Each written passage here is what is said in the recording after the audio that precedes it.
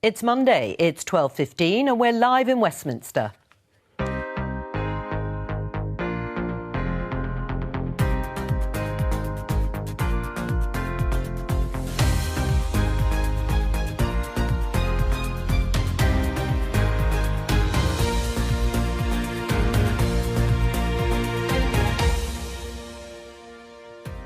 Joining me today, Conservative MP Simon Clarke, Labour's leader in the House of Lords, Angela Smith, writer and broadcaster Timandra Harkness, and The Guardian's Rafael Behr. Today. This is a very mild updating of the legislation. And again, I think it's being used a bit to kind of beat the government. At the moment, you can get a longer sentence for fly tipping than you can for stalking. And I think we need to fix that in the bill.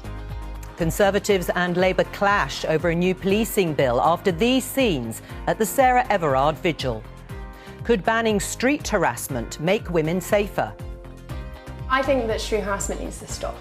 That's our end goal. And we are going to fight as hard as we can to make that happen. Boris Johnson loves a bus-themed photo opportunity, but can he make them work better outside London?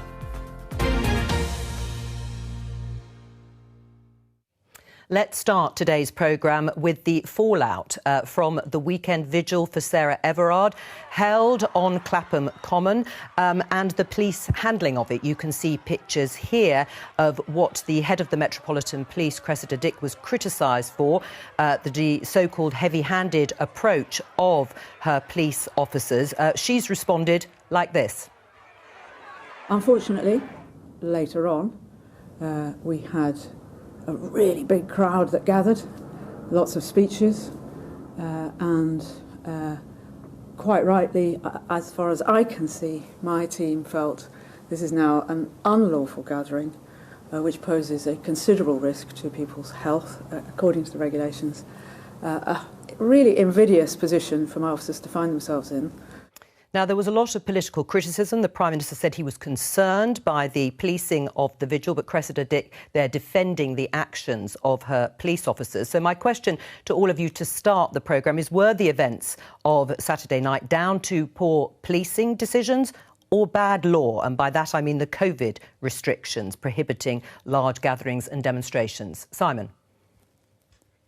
Well, look, the murder of Sarah Everard is one of the most shocking incidents that's happened in this country for a long time, and it's shaken all of us. And in that light in particular, the scenes that we saw on Saturday night were very upsetting. I think it is important that we understand exactly what happened. I've only seen clips of different parts of the evening. I think that's why it's so important that we've got two reviews underway, one by the Met itself, but the other commissioned by the Home Secretary, led by Sir Tom Windsor at the Independent Inspectorate of Constabulary, to establish precisely what happened. Because, look, on the face of it, some of the scenes do look very heavy-handed. And I understand why a lot of people have expressed concern. But before I judge any of this, I think before any of us judge any of this, I think it is important that we get these reviews back. And, of course, they are going to report, I understand, quite quickly, which will enable us to do so, because if there are lessons to be learned, it's important we learn. Right, Timandra, what was your view?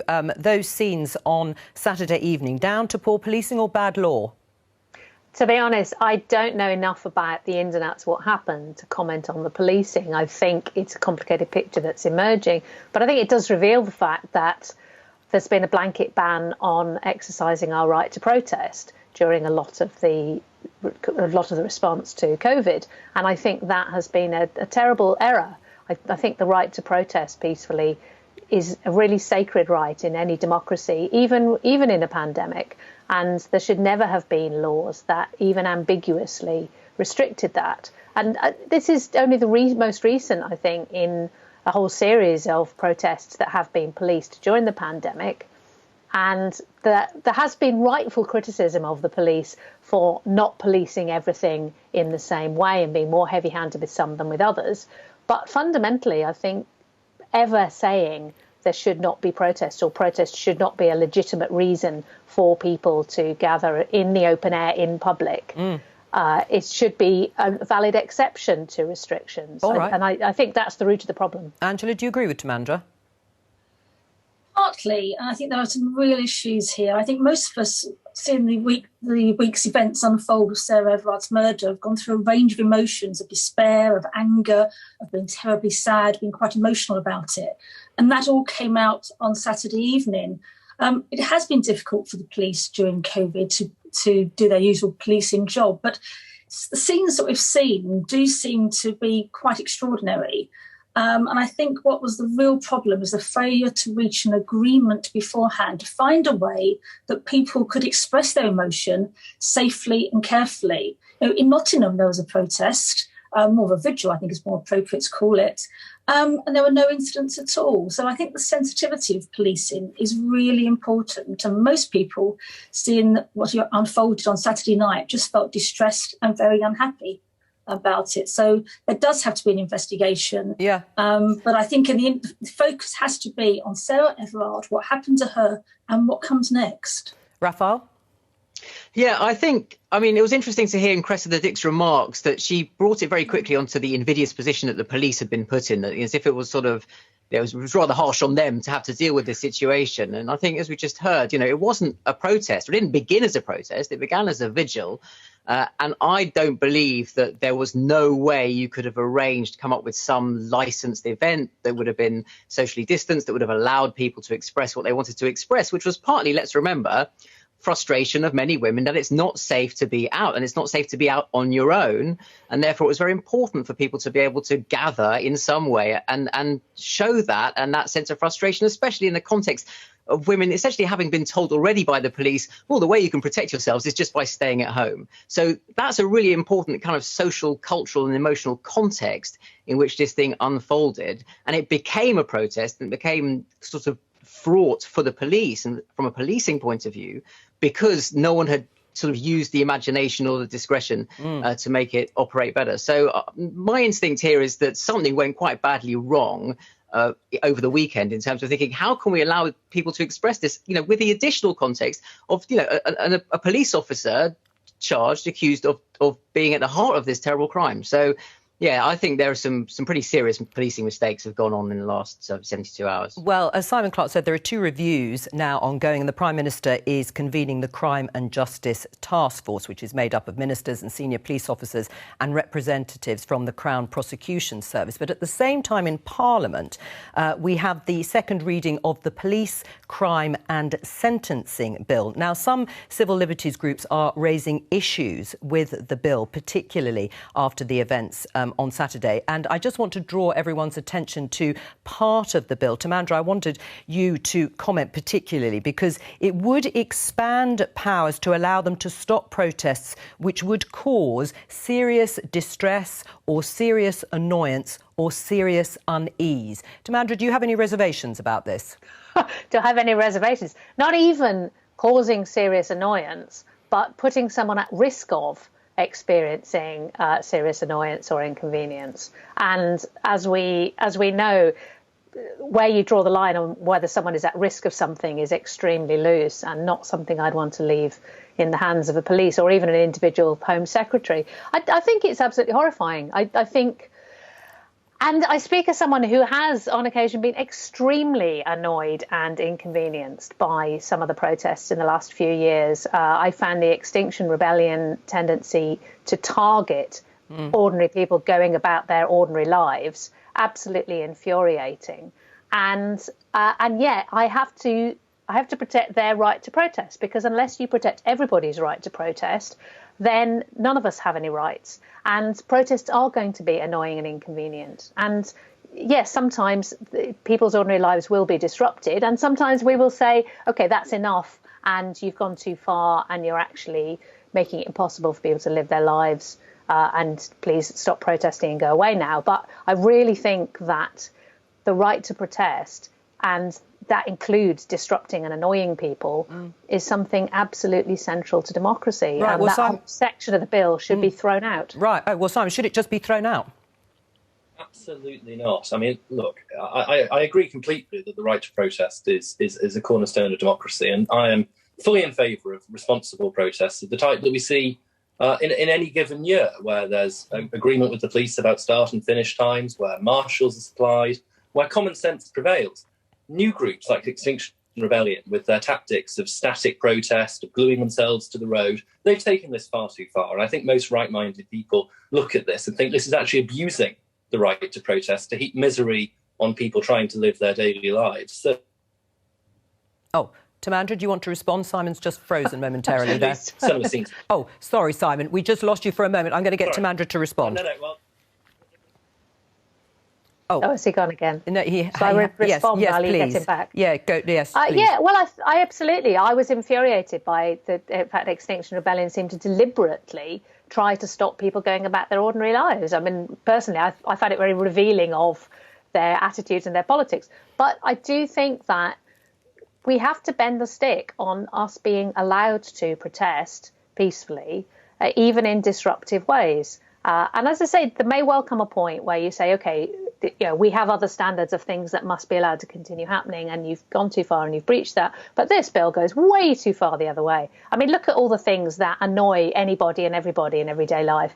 Yeah, half the time I turn the news on, I'm annoyed. So what are we going to say? That anybody who's on the news is now guilty of causing me an annoyance or putting me at risk of annoyance? And I mean, it's a ridiculous category to open up. Well, Simon, let Simon defend it. No, I'm afraid this is common sense now about drawing a line about what is the legitimate right to protest and what transcends that and turns into making people's lives an absolute misery for extreme political tactics. I'm all in favour of legitimate protest, but when ambulances are being stopped from getting to hospital because people have glued themselves to the highway, I'm afraid that does go too far. And I think the government is absolutely right to be cracking down on this behaviour. It goes beyond legitimate protest. It is extreme political behaviour. And I think any society has the right to defend itself against that. I'm fully supportive of the measures in this bill. They can't come quickly enough. Timandra? But stopping ambulances is not annoyance, is it? Stopping ambulances is putting people's lives in danger. And I think at that point, it's absolutely right for the police to take action. When you draw up a bill that says if you put somebody at risk of serious annoyance, you absolutely leave it wide open to the interpretation of whatever Home Secretary is in power and whatever police force is deciding to enforce things. And I don't want to live in that kind of society. Right, well, we're showing pictures here of the police and protesters from an Extinction Rebellion protest. I think it was 2019, or 2020. I apologise. Yes, I can read it there now. 2020, and the disruption that was caused. Rafael Behr, I don't know if your life was disrupted by those protests, but do you think this bill oversteps the mark? Well, first of all, we've got to remember that, I mean, causing a public nuisance is already an offence. It's just a common law offence. The issue here is putting on a statutory footing something that is, broadly speaking, already against the law, but there was more discretion involved, and in adding this potential 10-year tariff to it.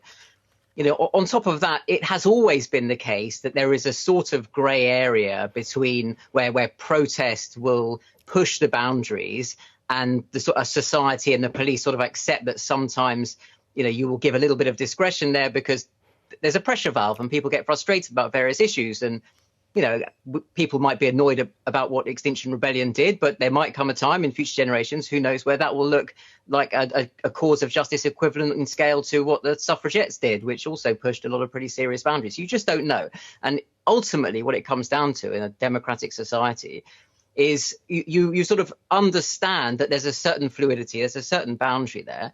And ultimately, you write laws with a view to thinking, what would, keeping in your mind, how would this law look in the hands of the worst imaginable government? And I'm pretty sure that Conservative MPs, if they were looking at this law and it had been brought by a Labour government, would be saying it's draconian, it's authoritarian, this is kind of Stalinism through the back door. The left always does this terribly statist, interventionist thing. And that's because ultimately people in power like to be able to write laws that give them the maximum discretion to exercise as much power as they can.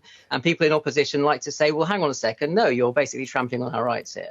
And that argument goes round and round. It seems to be pretty clear that as I agree with Timandra, broadly speaking, that to define a nuisance in this way and to put a 10-year tariff on it is pushing the line pretty far. And I imagine they'll, in a law's if not somewhere else, it'll get pulled back a bit. Right. Well, I'll get Simon's response again in just a moment. But actually, Angela, there were lots of people at the time, I remember clearly, very upset about those protests and the disruption that they caused, and the fact that people couldn't go about their day-to-day life. They couldn't get to work. They couldn't get home from work. They couldn't reach tube stations.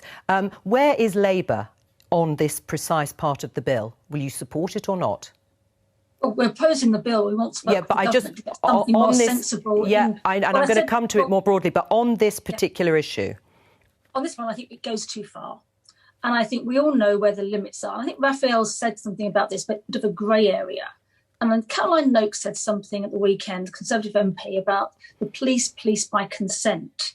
And I think most people understand what is reasonable and what isn't. Now, there are examples that we just heard from Simon about an ambulance not being able to get to a hospital. Nobody thinks that is reasonable. Of course, an ambulance should be able to get to a hospital. And does this part of the bill address that? To define in this bill that somebody's making too much noise, and that's in the hands of the police officer to decide if it's too much noise, it isn't well defined. There needs to be a bit more clarity around this. Nobody wants unreasonable protests, but there has to be a right to protest in a legitimate, reasonable and sensible way. And if you can compare how the police dealt with the Extinction Rebellion and how they policed Saturday night at Clapham Common, there's a big difference. So I think we do have to say there needs to be far more thought goes into this and not be drawn quite so widely as it is now. Right. Will Labour find itself on the wrong side of law and order, do you think? That's not likely, is it? Come on, of course not. But there is what is reasonable. And I think our concern about this bill has always been there's lots in it that we agree with. There's things about increased sentences, but there are two things. Some parts go too far, but in other areas, it's a missed opportunity. You know, today in the House of Lords, which we haven't touched on, we're dealing with the domestic abuse bill. And we have amendments down by Jan Royal on stalking, by Lycia Kennedy on misogyny crime. Those are being dealt with by amendments to other legislation in the House of Lords. Why weren't they in this bill? There's a missed opportunity there. So there's more the government could do. And we are very happy to sit down and have a sensible, reasonable discussion and get a bill that addresses the public concerns, but does not be too open-ended on terms of protest. That understands what's reasonable and legitimate. Simon? Well, Labour have been dancing on the head of a pin around this legislation. It's a vital piece of work that brings together a whole range of important things. As we've been discussing, limiting some of the most extreme forms of protests that have started to occur and which are causing a real problem in terms of the day-to-day lives of ordinary people. But B, doing lots of important things to toughen the law, to protect people, and in particular, actually, to protect women and girls. And there have been some extraordinary statements over the last few days from Labour politicians to the effect that this bill does nothing in that regard, when in fact it ends early release for serious sex offenders, there's stricter pre-charge bail conditions, there's action on abusive positions of trust, there's new powers to assist in locating human remains, there's strengthened management of sex offenders, we're extending the offence of arranging or facilitating child sex abuse. It's a really important bill, and it's just important, frankly, that we get behind that rather than trying to find reasons not to support this legislation, which it feels that Labour have got themselves into a position of doing. Angela? I think that's absolute nonsense. Simon's highlighted some issues that we could support and very happily support, but you don't support something in its entirety because there are some good things in there. But there is a real crisis in the criminal justice system. There are 56 outstanding cases in the Crown Courts at the moment. 98% of reported rapes never go any further than being just reported. So there have to be issues, and I think this is a missed opportunity.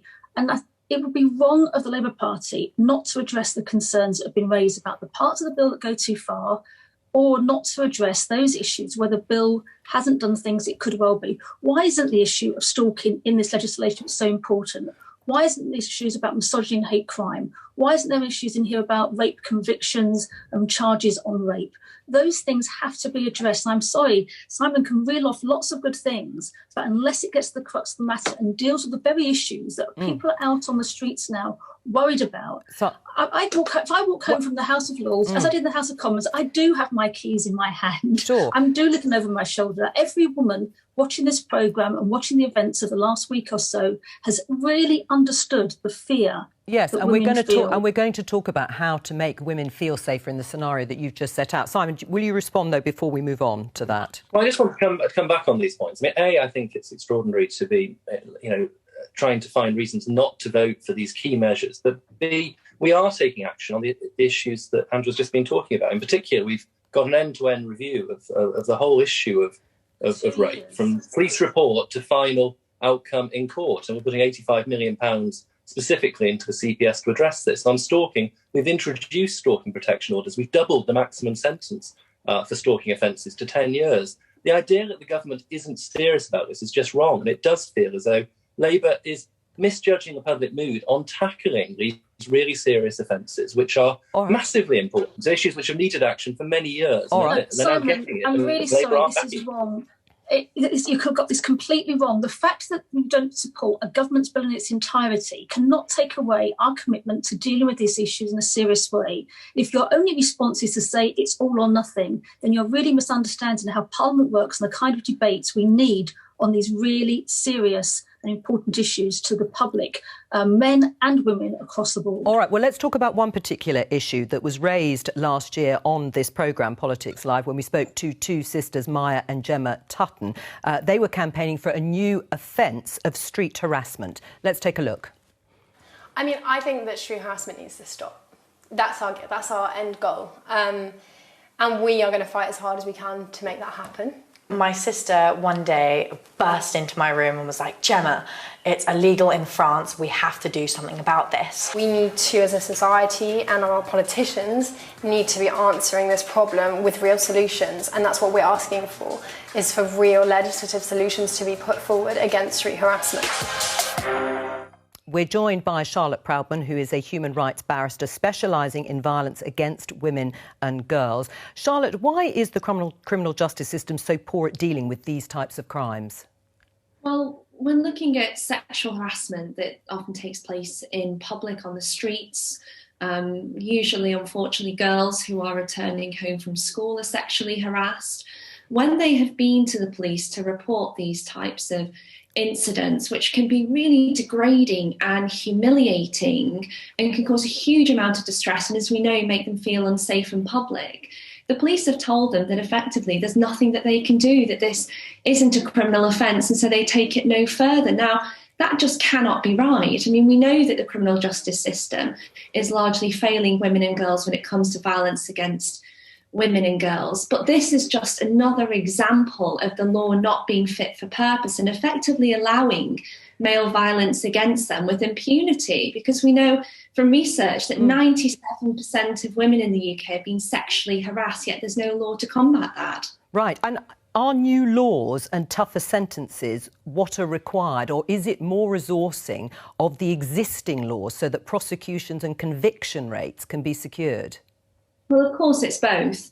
But we do need to make sure that we have laws that are in place that can combat these types of behaviours, from rape, from sexual harassment, from misogyny, so that when this type of behaviour does take place, that it can be properly prosecuted and convicted. At the moment, it's not. When you look at rape, for example, prosecutions in England and Wales have plummeted to just 1.7%. Now, what kind of message does that send out to women and girls? It sends out that if you do report rape, it's unlikely that it's going to be pursued by the police and then the CPS. So again, it's almost suggesting that rape is decriminalised. I mean, that is just simply not right. The government says it's committed to ratifying the Istanbul Convention, but from where I'm standing and from working with women and girls in this system, it seems unlikely that this is actually happening. Right. I mean, Timandra, I'm just going to bring in our other guest, Charlotte. Timandra, listening to that, first of all, on a new offence of street harassment, would that tackle the sorts of things that you will no doubt have read on social media and you've heard on this programme that happen to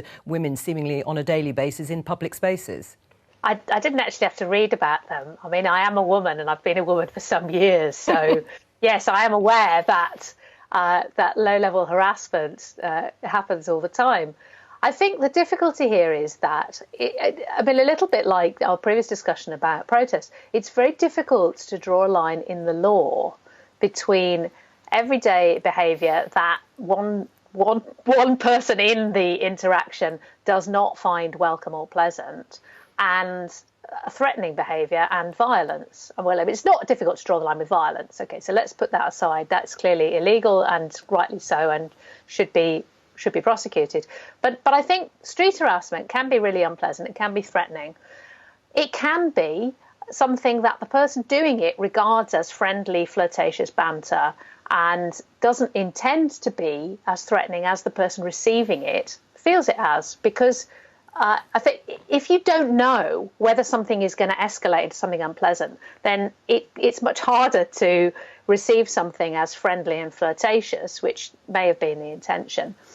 So I think that, at its most benign, if you like, it is an interpersonal interaction which depends very much on the state of mind of the person receiving it. And I don't think the law either can or should get involved in that. The problem becomes when it becomes threatening or stalking, and how in practice you draw a law that says, OK, these things are definitely illegal. These things are often unpleasant and rude and you shouldn't do them, but they're not illegal, I think is really, really tricky. And I do think that, I don't know the answer is the answer, because I think to some extent we have to get used to doing things between ourselves and just saying, "Oi, that's out of order. Don't do that. All right, don't be rude." And then there becomes a threatening level where you possibly do want to get the law involved. All right. So how we manage that, I don't know. Well, Charlotte, what's your response to that? I'm really troubled, actually, by the language that's being used to suggest that this type of visceral and often violent comments that are made on the street to young women could be conceptualised as banter, or that it's too difficult to make the law work, or that it's just an interpersonal interaction and that a woman somehow is responsible for calling out this type of abuse and therefore the onus is put on her. And if she doesn't do that, one could almost suggest that that's victim blaming, I think is really problematic, particularly given the Sarah Everard case, because we know that women, as I say, over 97% are experiencing sexual harassment in public spaces such that they don't feel safe. And quite rightly so, when horrendous comments which are degrading are made about a woman's body and often physical appearance, so they don't feel safe going out of their own homes, even to go to school, says to me that this is men's violence against women. And if the law is not going to take a strong stand against that, then that's allowing the proliferation of that type of abuse in public spaces. Okay. And the government sends out a really strong message that's wrong. Timandra? Well, OK, maybe I would ask Charlotte then. If somebody, if I'm walking down the street, all right, and it's summer and some guy catches my eye and makes a slightly flirty remark, I think we both agree that is fine. So that's in the kind of, that's just a nice human interaction thing. Sarah Everard was abducted and murdered.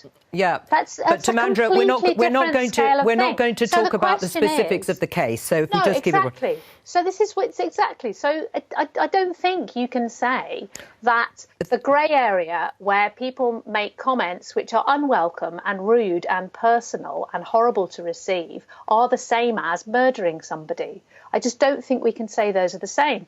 The reason why they're often very badly received, even when they weren't intended to be particularly threatening or horrible, is because as a woman, you don't always know, is this just some, I'm trying to think of a word that I can say on television, is this just some fool, I would like to use a stronger word than that, who's giving me a hard time, or is this going to escalate into something dangerous and unpleasant? Sure. And it's the not knowing, I think, that makes this a problem.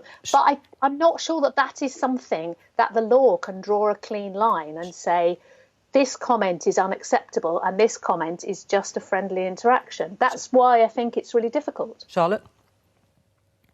Well, I think the law can draw a very clear line between the two. I don't think there is a grey area, as has been suggested at all. I'm working with leading human rights lawyer Dexter Diaz QC, who's a barrister in criminal law, and we have drafted a bill which would make public sexual harassment a criminal offence, and we welcome Priti Patel. We're looking at whether public sexual harassment should become a criminal offence. The law is there.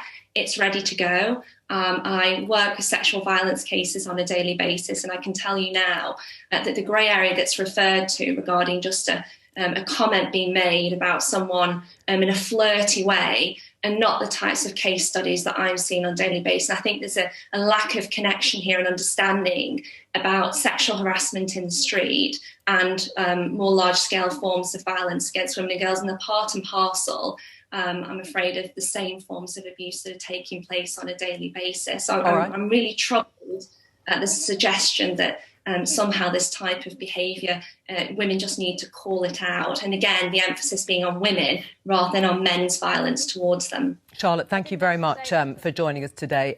Raphael, what's your response to the idea of a new offence of street harassment, listening to the discussion? Well, the main thing that I get listening to that discussion is a further appreciation of the extent to which this is basically an invisible problem for most men. You know, I mean, you get us on the programme, me on the programme, to have a view. But I think, frankly, the most useful thing I can do here is listen. I mean, it's, you know, in the same way, if you're a white man driving around in a car, you probably don't think that getting stopped by the police all the time and stop and search is a problem. Whereas if you're a black man, I think you very quickly discover that it is more of a problem. So, you know, there are things where ultimately, you know, I can see how it might be technically complicated to draft a law. But when you look at the rape conviction rate and you think about what we were discussing before, the extent to, you know, the question is there a climate of fear that affects the way women are able to feel just free and operate in society on the same terms as men? Clearly, there is a climate of fear. Clearly, women don't operate on the same terms as men. And if a law can help fix that, I'm totally open to thinking it's possible and it should be done. All right. I just want a yes-no response, partly because we've got other stuff too to talk about from Simon and Angela. Should there be a new offence of street harassment, Simon? Well, I would certainly welcome all submissions. I know the Home Secretary would as well on this question. It's not for me to preempt precisely the nature. I haven't seen the nature of the legislation Charlotte's using, but it's certainly an issue. I take it very, very seriously. And I do completely accept that some forms of male behaviour need to be challenged. And in some cases, the law may need to be strengthened. OK, not quite yes, no. Angela, I'll try with you. Yes or no? Should there be a new offence? Yes. Yes. Okay. I don't think it's impossible to draft it, yes. All right, we're going to move on. We're going to talk about something completely different, transport and buses. There's been an announcement today and Boris Johnson is on a visit launching a bus campaign in the Midlands. Simon, what's being announced? Well, it's a very exciting series of proposals. It's a £3 billion strategy overall, which combines two really important objectives. One, levelling up the quality of bus infrastructure across the country. And areas of the country outside big cities like my constituency, buses are really the only viable form of public transport and they're often not good enough. So we're talking about things like simpler fare structures, more services in the evening and at weekends, the 100% availability of contactless payment, things like this. But it's also, secondly, a massive environmental initiative because 4,000 new electric buses will transform our emissions profile from public transport, not good enough. So we're talking about things like simpler fare structures, more services in the evening and at weekends, the 100% availability of contactless payment, things like this. But it's also, secondly, a massive environmental initiative because 4,000 new electric buses will transform our emissions profile from public transport as well, and that's vital. So what we're doing here is a double-pronged strategy to make sure that bus services are both better for the environment, but crucially, much better for the consumer. And that's something which I think people right up and down the country will warmly welcome. Angela, do you welcome this announcement? Yes, and I look forward to seeing it in action. You know, we have to look at this. If you look at why it's needed, we've lost over 130 million miles of bus routes in the last 10 years. So buses have really fared very badly under this government. So if this is an attempt to put it right, most certainly do welcome it. I think the issue about being able to pay contactless, because one of the things that stops people outside London using buses is trying to work out what kind of ticket you should have, whether you can pay on the bus. A lot of the time it's not clear. So I think big cities have had much better services than rural areas. So need to follow this. There's lots of work to be done on it. But certainly I think if the government can deliver on what it says and undo the damage that's been done in the last 10 years, that will be an advantage. But a lot of it will down to funding of local authorities, the funding for local authorities to help them. Right. But certainly I would want to see this work. Yes, well, we'll have a look at some of those things in just a moment. But Raphael, how important are buses in terms of politics and electioneering? Well, extremely important. I mean, they get a lot less attention than trains for some reason. I think perhaps because a lot of people commuting to Westminster use trains. But actually, outside of the big metropolis, you know, in huge parts of the country, actually buses are the way a lot of people get around, especially pensioners, older people. So it is, it's just one of those issues that comes up a huge amount in constituency surgeries at local level, but sort of never quite cuts through in the sort of national debate. It's not quite glamorous enough for the big Westminster conversation. I mean, in terms of this particular thing, the one thing I'd be interested to know is whether the £3 billion is a sort of a fixed pool of new money that's basically here to make the announcement sound grand, and it's got a billion number, not a million, so it sounds like a proper sum of money, or whether this is actually a step change in the way that the sort of local government budgets are going to start to be rehabilitated after quite a long period where they've faced very, very drastic cuts. Because ultimately, £3 billion is not going to go that long year on year when the Department for Communities and Local Government budget has, in many areas, lost kind of a fifth of its purchasing power over the last 10 years. So that, to me, is really the big question. Actually, how serious is this money commitment, and will it feed into something big in the spending review later in the year? Well, isn't that the issue, Simon, is how transformative will it be? £3 billion for buses across England sounds like a lot of money. But when you have a look at The Guardian reported in 2019, bus passengers across England are paying massively unfair fares of up to £6 for a single journey. That's 4 times the amount Londoners are charged to traverse the capital. Will that change? Yes, the Prime Minister is really serious about this, but Boris and buses are synonymous, and he gets this in a way which is really welcome for people in areas like How much lower will the fares be then? Well, one of the key provisions of this package is a simpler fare structure with a daily price cap, so you won't be penalised if you're going from one service to another, for example. And that is something which I think is really to be welcomed, because it does go to the heart of the issue, which is that you shouldn't be paying a premium for living in more rural areas. And that's exactly what this package is designed to address. Right, but how will it work in terms of local authorities? In the end, isn't it up to the local authorities themselves to decide how that money will be spent and whether it really does improve the number of bus routes in particular rural areas? Well, we will be working with local authorities very closely, and with mayoral combined authorities, and making sure, for example, that there's provision for other minibus services potentially. We've got this on Teesside now with a service called Teesflex, which Ben Houchen, the mayor, has set up. And that's precisely designed to make sure that you serve those communities that are more isolated and off the main route with an on-demand minibus. I think Andy Street is looking at something similar in the West Midlands. That kind of local innovation is something we also want to encourage, and there is funding for it in this wider package. Right, and just very briefly, Angela, what would Labour do differently? Well, on this, I think we have to look at the proposals. I'd like to see, personally, more bus routes in rural areas. Certainly, I think we have to look at the green agenda and how can we get more buses that are environmentally more advantageous to the community. At the moment, the proposals go to 2025. I think we could be a little bit more ambitious. But certainly, I'm not going to knock the government for trying. I think we just want to hold their feet to the fire on this and push it along a bit further. All right, we're going to move on and we're going to talk about a bill that is being considered in the Northern Ireland Assembly today, which is proposing putting a time limit on when women can have an abortion in cases of non-fatal disabilities or abnormality. Now, at the moment, there is no time limit for terminations when there is a substantial risk that a fetus would suffer a severe mental or physical impairment. Now, campaigners have argued the law allows abortions without time limit for conditions such as Down syndrome. We can talk to Lynn Murray in Edinburgh. Lynn, what are you supporting and why are you supporting this? So, we are supporting Paul Given's bill in the Northern Ireland Assembly, which seeks to remove the clause relating to disability in the abortion law. And we welcome this because in other parts of Great Britain, after a baby is found to have Down syndrome, 90% of the pregnancies are terminated. And we are seeking to, reform this statistic to improve things, the experience of women who are pregnant and found to have a baby with Down syndrome. Right. So we hope. Sorry. No, go ahead. I was just going to say that, the fact this issue is being discussed is really welcome. And we do hope that the bill succeeds and that the link between abortion and disability is severed. Right. Now, why did you get involved in this campaign? You have your own personal experience. Yes, I have my own personal experience. 21 years ago, I gave birth to a daughter who has Down syndrome, Rachel.